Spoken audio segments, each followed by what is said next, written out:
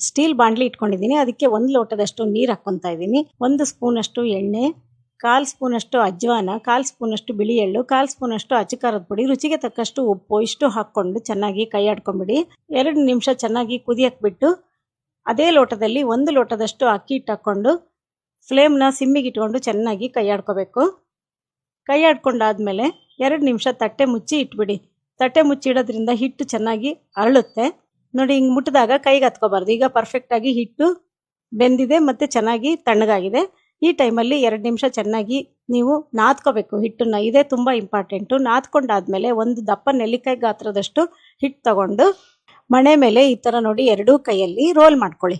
ಕೋಡ್ಬಳೆ ನೀವು ಯಾವ ಸೈಜಿಗೆ ಮಾಡ್ಕೊತೀರೋ ಅಷ್ಟು ರೋಲ್ ಮಾಡಿಕೊಂಡ್ರೆ ಸಾಕು.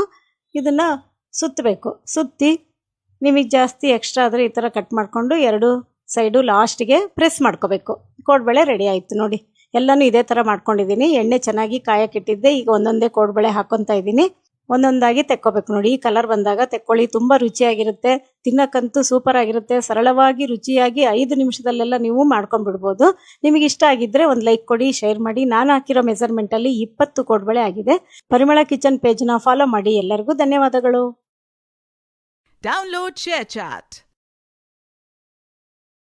Download ShareChat.